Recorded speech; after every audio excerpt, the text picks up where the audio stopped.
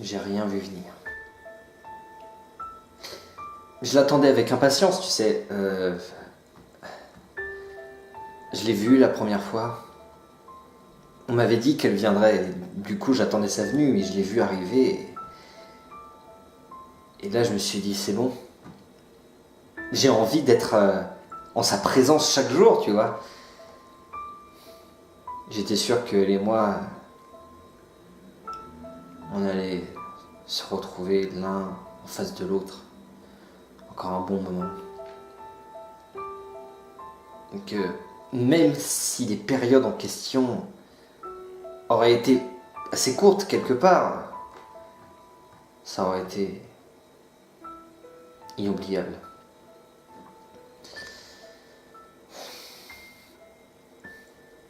Mais non.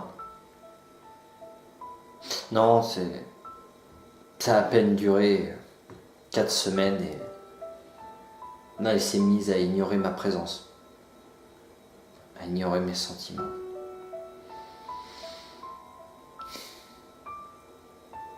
Quand bien même j'avais accepté dès le début que je me retrouverais avec elle uniquement une fois par semaine, tu vois. Elle pouvait venir que le lundi.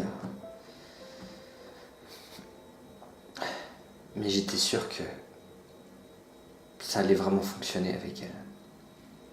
Mais de quoi parles-tu, Yann? Mais de quoi parles-tu, Yann? Oh, mais fais un effort, merde! Oh, sans blague, je vais pas me faire chier pour ça. Quoi? Qu'est-ce qu'il y a? C'est quoi le problème? Ben le problème, c'est que tout le monde a compris de quoi tu parlais depuis la première phrase. T'es ici pour faire une critique, c'est écrit dans le titre. T'es pas ici pour parler de problèmes de couple. Mais on s'en fout! Donne la réplique! Et de quoi parles-tu, Yann? De la saison 8 de Game of Thrones. Non, ce n'est pas possible. T'es lourd. Franchement, t'es lourd. Tu pouvais pas la tourner tout seul, ta critique, comme les 3 dernières fois? Non, je pouvais pas. J'ai commis une épouvantable erreur. Ah, t'as été trop fanboy sur ta dernière critique et du coup t'as pas vu le chemin stupide que prenait le scénario. Qu'est-ce qu'on s'en fout? J'ai perdu toute légitimité. Mais non. J'ai égaré mon objectivité et mon professionnalisme dans les méandres abyssales du chaos aléatoire provoqué par le stimuli sentimental. Tu vois ce que je vais en faire moi tout à l'heure, abyssal des méandres de stimuli, Super Mario. Bonjour à tous et à toutes, ici Smile Bob. J'ai des cheveux verts, des lunettes bleues, un bouton là, et je vais vous faire une critique de l'épisode 4 de Game of Thrones, quelques heures avant que ne sorte l'épisode 5.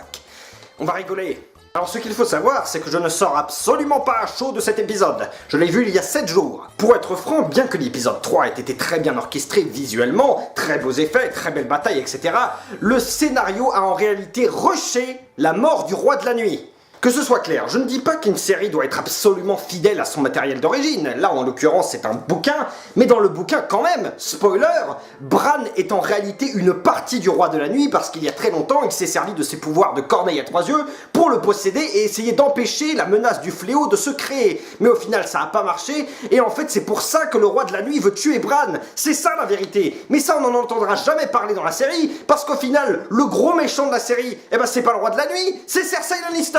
Yann n'avait pas identifié le problème à la base. C'est que le roi de la nuit, c'est la véritable menace de la série. Qu'est-ce qu'on s'en branle de savoir quel cadavre sera sur le trône de fer? Comme disait Jon Snow, puisque de toute façon, il y a une armée de morts-vivants qui vient. Alors une fois que c'est fait, eh ben qu'est-ce qui reste? Il reste un conflit entre 2-3 familles, on peut même pas dire ouais, je suis team Jon Snow, je suis team Lannister, puisque de toute façon, tout le monde s'en branle. Il y a plus que 3 familles. Et c'est exactement ce qui se passe d'ailleurs. Qu'est-ce qui se passe dans l'épisode 4? Je vous le donne en mille. Dans l'épisode 4, 3 thèmes importants, entre guillemets. On fait brûler les morts, on pignaille sur le fait que Jon Snow est un Targaryen, et on va à Port-Réal. On va à Port-Réal par téléportation absolue, instantanée. Parce que pendant que Daenerys supplie Jon Snow de surtout dire à personne que c'est lui le Targaryen qui est censé prendre le trône de fer, de l'autre côté l'information elle passe de Arya à Sansa, puis de Sansa à Tyrion, alors au final c'est plus un secret, il n'y a plus aucune tension et plus aucun enjeu de ce côté-là. Que tous les Stark sont au courant, et même des gens qui ne sont pas des Stark. Et pour le reste de l'épisode, qu'est-ce qui se passe? Alors préparez-vous parce que la téléportation est plus magique que tous les autres instants des précédentes saisons. Alors première étape du plan militaire, on prend nos navires et on va à Père-Dragon. Mais à ce moment-là, les forces de Ron Greyjoy jaillissent de derrière un récif avec leur bateau et attaquent tout le monde. Alors première question, comment ils l'ont su? On n'en sait rien du tout. Deuxième étape, ça avait été touchant, dramatique, triste quand le premier dragon de Daenerys s'est fait descendre. Là du coup un deuxième dragon de Daenerys se fait descendre et elle nous la joue en mode Vector. Oh l'autre, il a kické mon dragon. Du coup le dragon... On n'en entend plus du tout parler. Tous les navires de Daenerys se font exploser avec une facilité mais déconcertante. C'est des navires de guerre, bordel. Ils sont capables de se défendre un minimum quand même. Et au moment où le navire de Daenerys se fait exploser, du coup tous les personnages principaux tombent à l'eau, dont Missandei, qui disparaît et se téléporte à Port-Réal. Bonjour Cersei Lannister, je te ramène Missandei, une prisonnière que j'ai fait téléporter ici à travers une warp zone et le portal gun. Oh bah merci beaucoup Euron Greyjoy, c'est vachement gentil de ta part. Surtout que les forces de Daenerys sont juste devant Port-Réal. Ils ont dû demander à un mage spé arcane de Hurlevent de les téléporter pour 5 PO. Je ne sais pas si c'est le fait que tout le scénario autour du Roi de la Nuit ait été rushé qui donne ce sentiment, mais on dirait vraiment que la série essaye de s'auto-détruire de la manière la plus rapide. Les dialogues sont bateaux, les personnages sont 10 fois moins intéressants qu'avant, et il n'y a plus aucun enjeu. Enfin bref, Missandei meurt devant les portes de Port-Réal, tiens ta race, et Daenerys est fâchée, et elle semble même encore plus fâchée pour Missandei que pour ceux qu'elle appelle ses enfants. Tu sais, ton dragon qui est mort, qui est tombé dans l'océan et dont t'as déjà l'air d'avoir plus rien à foutre. Quand ton dragon meurt dans le nord à cause du Roi de la Nuit, pendant 2 épisodes tu es genre « Mon dragon est mort pour qu'on obtienne la victoire, il faut surtout pas qu'il soit mort pour rien, surtout pas !» Et maintenant, la seule chose dont on a le droit pour dire je suis triste que mon dragon soit mort, c'est un cri. Ah! Super les gars, merci. La première fois que j'ai vu un dragon mourir, j'étais en mode maintenant ça rigole plus. Mais aujourd'hui, Jon Snow et Daenerys pourraient mourir avec leur dragon que j'en aurais plus rien à foutre.